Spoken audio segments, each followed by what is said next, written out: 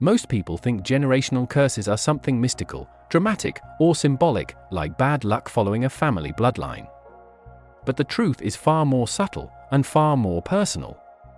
A generational curse is rarely something you inherit magically. It's something you learn, absorb, and repeat without realizing it. Think about it for a moment.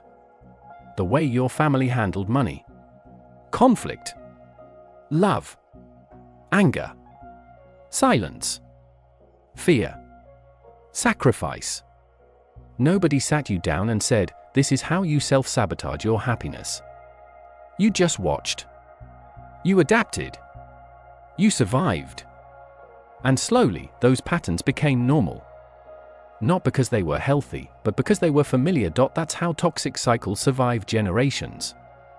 Not through intention, through normalization. You grow up watching stress treated like strength, emotional suppression praised as maturity, overworking celebrated as responsibility, love mixed with control, silence mistaken for peace. And before you know it, you're living a life that feels heavy, but you can't explain why. You might even say, "This is just how my family is." That sentence alone has ended more dreams than failure ever has. Here's the uncomfortable reality: the cycle doesn't continue because you're weak. It continues because it once protected someone. Maybe your parents had to be emotionally distant to survive. Maybe your grandparents had to suppress feelings to endure scarcity. Those strategies worked then. But what saves one generation can suffocate the next if it's never questioned. Breaking generational curses is not about blaming your family. It's about refusing to confuse survival with destiny. Many people try to heal the cycle by doing the opposite of their parents.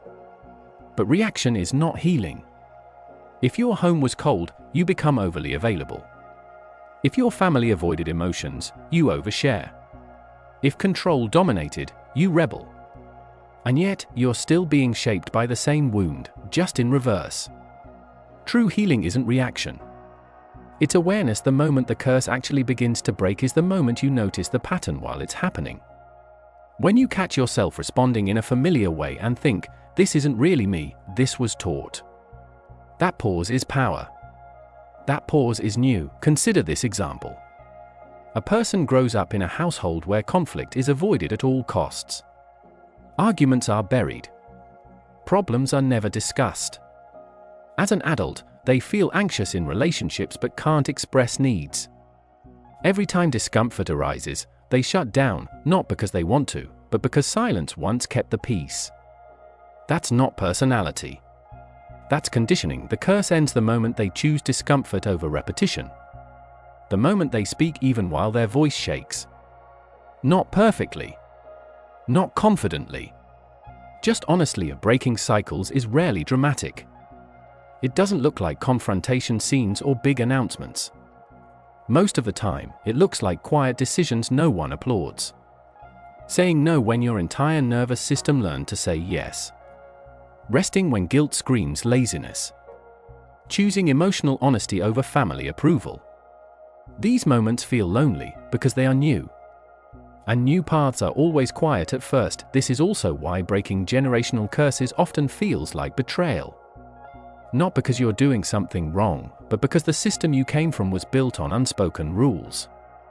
And when one person changes, the system feels threatened. You may be called selfish, difficult, ungrateful.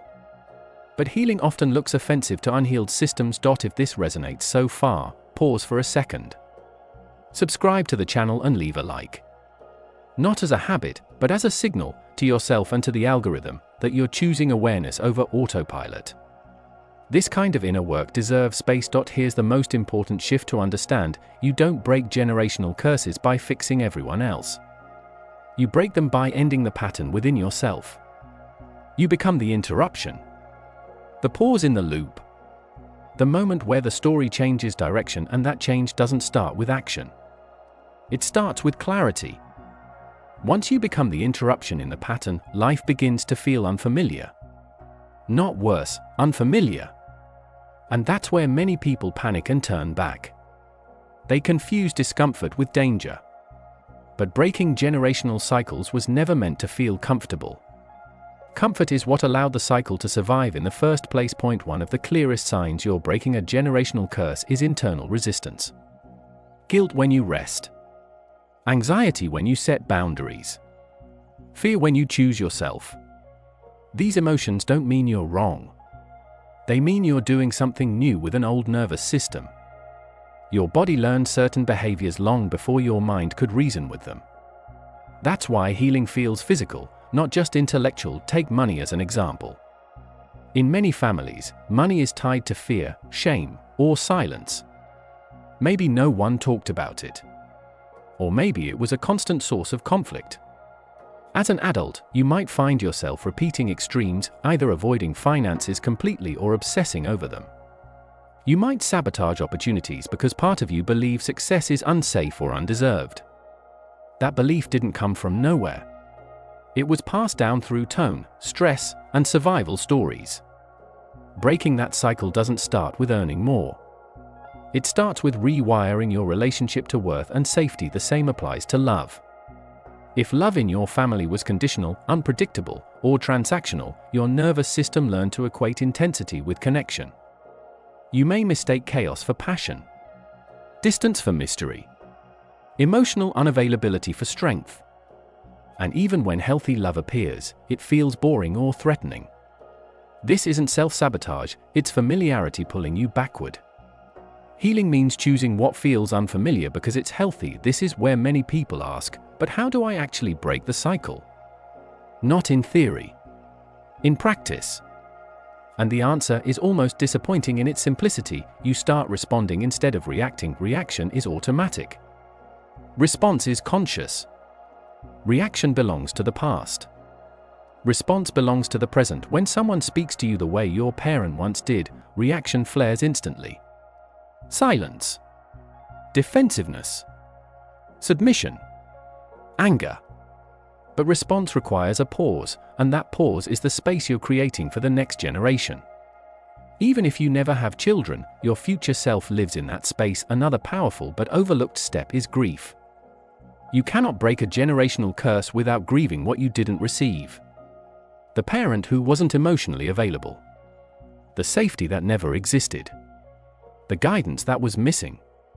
Many people avoid this grief by rationalizing they did their best.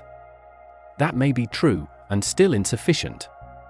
Healing requires holding both truths at once. Compassion for their limitations, and honesty about their impact. Grief is not about staying stuck in the past. It's about releasing the fantasy that it will one day change. When you stop waiting for old wounds to heal retroactively, you gain the freedom to heal forward. You'll also notice something else as you continue. People around you may resist your change. Family systems are designed to return to equilibrium. When one person grows, others feel exposed. You may be subtly pressured to go back to how you were. Jokes. Minimization. Guilt. None of this is accidental. It's the system trying to survive. But here's the quiet truth: cycles don't break through force. They break through consistency. Calm boundaries. Repeated new choices. You don't need to explain yourself endlessly. You don't need permission. You just need alignment. If this part is resonating, now is a good moment to support the channel. Subscribe and leave a like. Not because it's expected, but because choosing this content is choosing depth over distraction. Breaking generational curses also requires redefining loyalty. Loyalty does not mean self-abandonment. Loyalty does not mean suffering quietly. True loyalty is honoring life itself by not passing down what hurt you. You are not here to repay pain. You are here to transform it.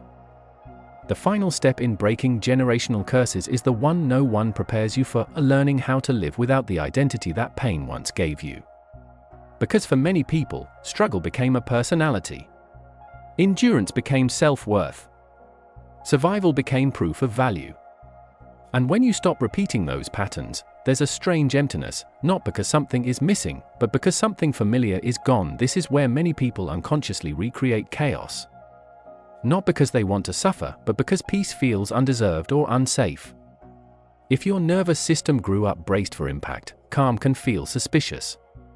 Healing asks you to relearn safety, slowly, gently, and repeatedly point one of the clearest markers that a generational curse has been broken is choice without fear. You no longer decide from guilt, obligation, or approval seeking. You choose from alignment. And alignment feels quieter than adrenaline. It doesn't scream, "Do this now."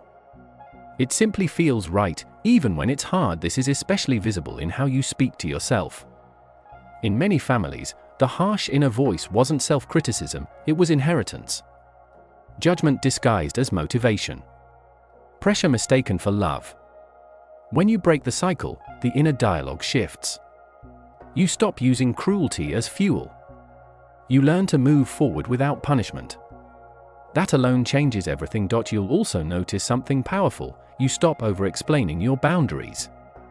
You don't argue your worth. You don't justify rest. You don't negotiate your healing.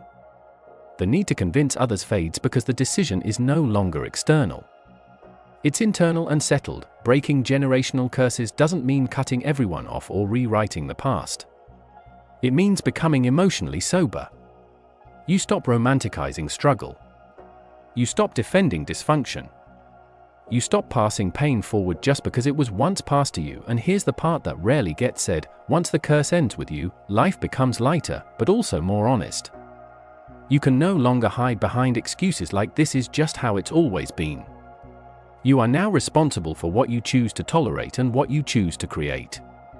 That responsibility is not a burden. It's freedom. If you've made it this far, take a moment and subscribe to the channel and leave a like. Not as a routine gesture, but as a quiet commitment to living consciously instead of automatically. You're not just watching content, you're participating in change. You may never get external recognition for breaking generational cycles. No ceremony. No applause. But the reward shows up in subtle, profound ways: healthier relationships, cleaner decisions, a nervous system that finally rests, a future that doesn't carry the same weight as the past. And whether or not you ever explain this journey to anyone else doesn't matter. What matters is that somewhere down the line, in your choices, your relationships, your children, or simply in your peace, the cycle ends, not loudly, not dramatically, but permanently. That is the best way to break generational curses and toxic cycles.